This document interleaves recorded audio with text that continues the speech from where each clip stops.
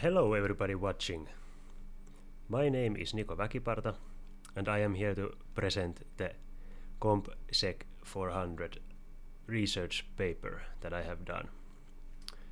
So, my subject initially was on the tools that criminals use, but however I thought that it might be too large and vague of a subject, and also it is so large that I decided to go with my interests on this one. So instead of just focusing on the tools of criminality in a whole, I decided to mostly focus on the tools of online terrorism. And why I chose this subject is because I think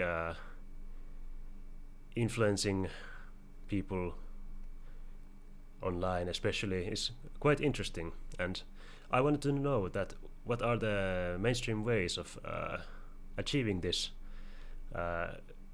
with the current extremist groups. Initially I thought that there would be more of the far-right elements that have appeared since like 2016 and forward, or have been mostly in the news, I mean, but the sources that I found mostly focused on the older version, which is the Middle Eastern terrorism, Al-Qaeda and such. But let's get into it. So I will show you, you can also follow watching the paper, but I will also show you a screen share of the work with the diagrams. So I will move my mouse onto this monitor over here. Yes, now we are ready to move. So, starting off, I think what is interesting to mention is that this is a literature review, which means that I used scientific sources to source my information, and there were criteria for choosing these sources. So first off, the source had something to do with terrorism, and that usually is something along the lines of selling illegal merchandise or discussing activities, or also spreading information like terrorism guides and such, which are considered illegal. And also the sources must mention a tool either by name or by class, like communication or file sharing or something like that. And also I considered the sources from 2009 and onward, because I thought that sources from beyond 2009 wouldn't be suitable for this one, since they are already quite old and not really relevant to this days online environment, both in the surface web and in the dark web. And also some sources were rejected because they weren't freely available anywhere. Anyways, the way I conducted this is I used these criteria to find myself 5 source articles to start sourcing my information from, and then I used a pearl growing method where you enter the sources section of the sources, and then you find the sources that are used in the article to further gain information. And through this method I drew a diagram for this, and from these 5 sources there were some sources initially that I chose by title, and then further read into those sources and outlined or disregarded a couple of them, since they had very little to do with this actual subject. And finally, I ended up with 24 sources that I sourced the information in this study from. And also, I should mention that the tools that I used or that I examined are first-hand tools. So if they were mentioned in the article but weren't mentioned that they were used in terrorist activities, then I did not include them. And also, if a service can be used to use another service, like for example I mentioned PayPal can be used to buy cryptocurrency, then I didn't include PayPal since it really isn't that tightly knit with the tools. Doesn't really answer the question. Anyways, here I got a cloud, what do you call it, a word cloud of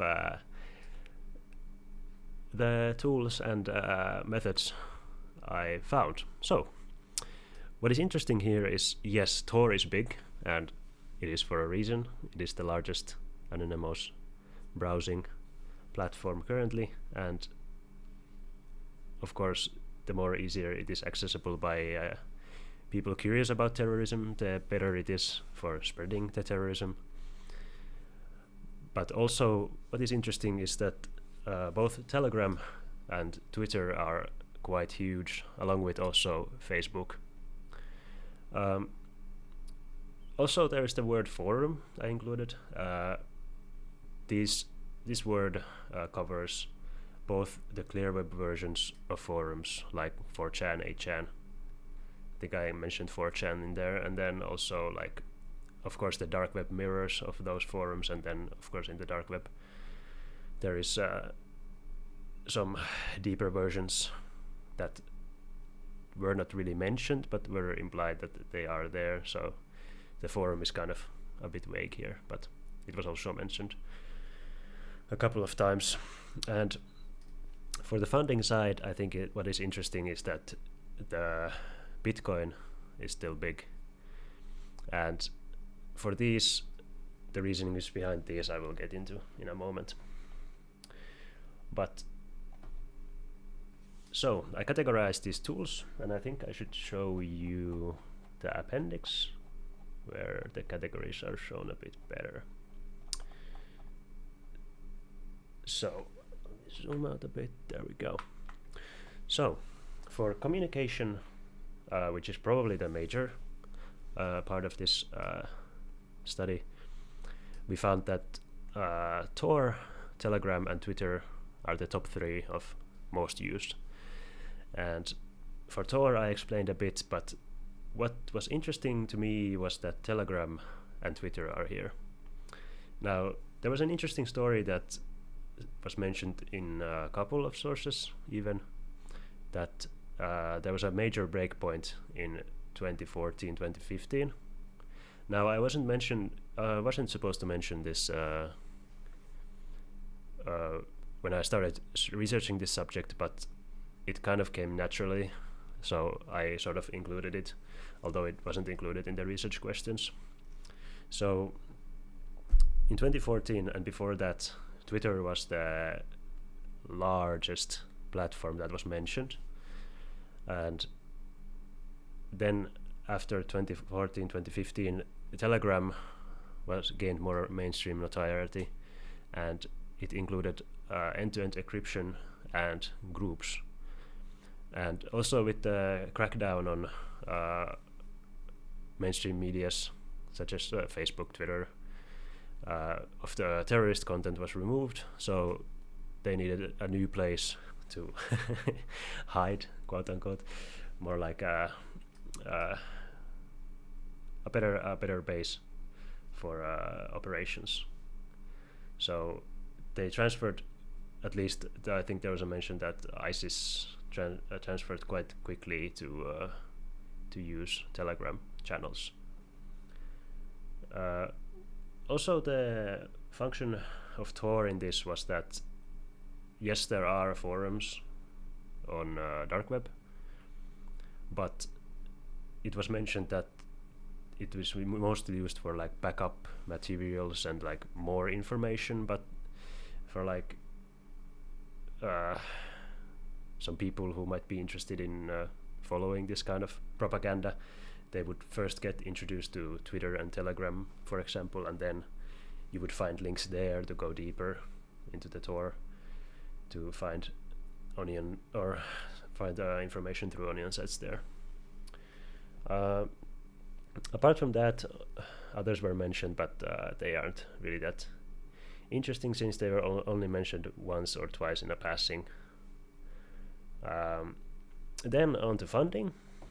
What is not surprising is that cryptocurrency is used as a means of conducting terrorism. Of course, it is at least Bitcoin is somewhat anonymous with mixing technologies.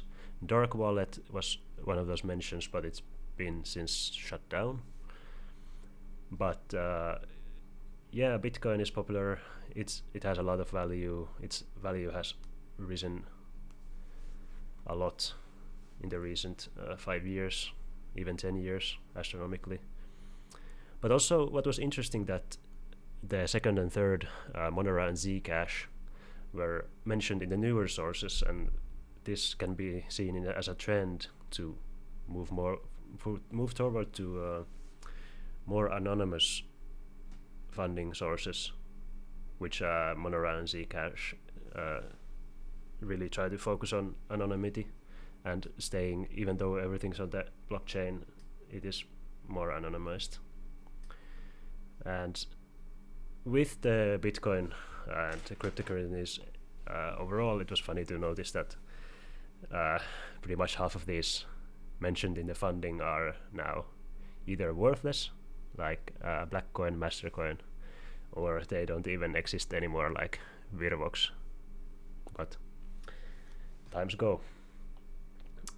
What was a bit unfortunate, since I do enjoy learning about Linux environments, there wasn't much about them. There were only 2 mentions in sources that mentioned the contents of terrorist cyber guides, which basically mentioned you should use Tails OS, Cubes OS, or some open source operating instead of Windows. But no further details were given in the use, so it kind of the operating system section was kind of lackluster, but I decided to include it as a separate, since the platform that you're actually running Tor on and such should be more important and mentioned. And then for the others, these were some tools and technologies that I couldn't find a proper place for in the other ones. So PGP was mentioned as a message encryption. Not too interesting, just basic. No tools specifically were named. Then also, yeah, I guess dark web email is kind of communicating, but it's such a niche. The other ones are kind of social media / forum types, so the email is there. And then VPN, kind of an interesting thing, wasn't mentioned too many times, and there was even some skepticism that or no, not skepticism, but a report, I think, that some VPN provider actually leaked information about terrorism, of course, like VPNs usually. So it had a lesser role in this, sadly. And also, I think although it was only mentioned a couple times, I think it is interesting that file sharing services actually there was that 2022-2023 study, both of those mentioned that things like Dropbox and like these basic cloud storage websites were used in accordance to or were used in terrorist material spreading. So I suppose, like if you have a proper spreading network, then it is hard to cut down on content like this, so it stays or might stay up for extended periods of time in the cloud. And yes, then the last interesting one is the file shredding one. So there was one mention of a couple of file shredding tools that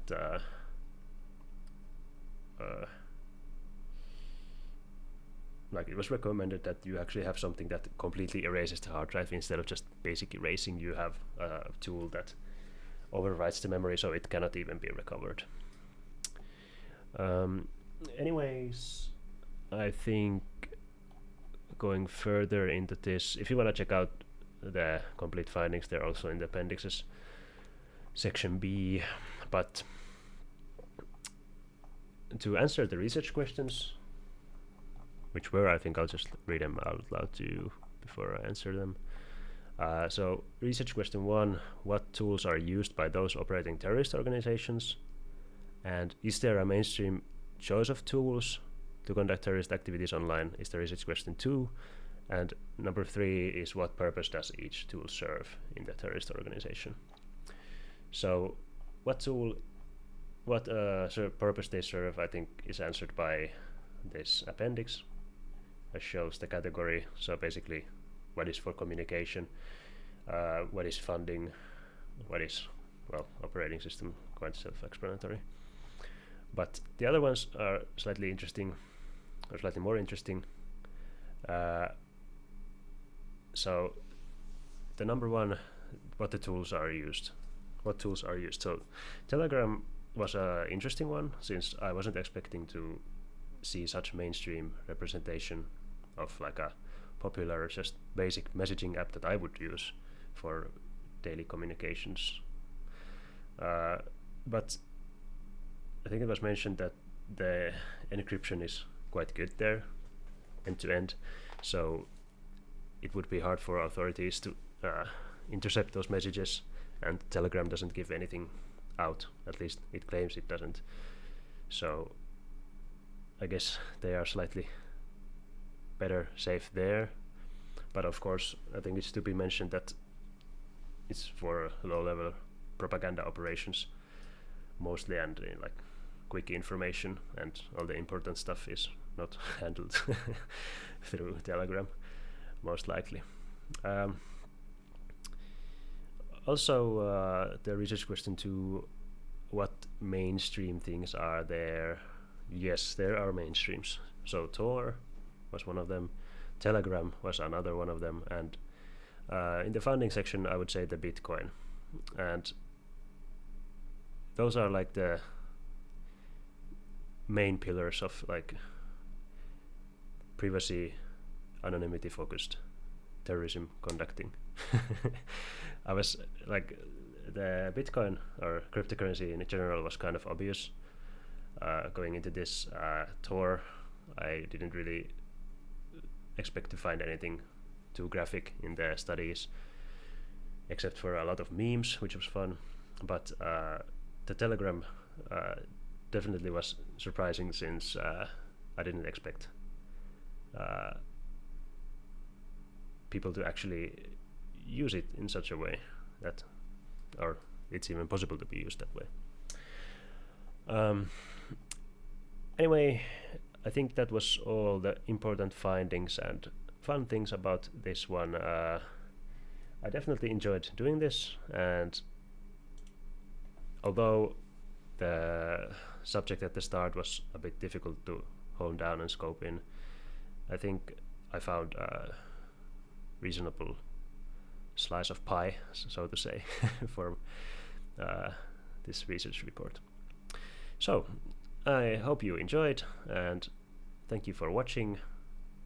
And if you want to see some minor details, you can of course look at the report, it's there. So thank you. I will now quit this presentation.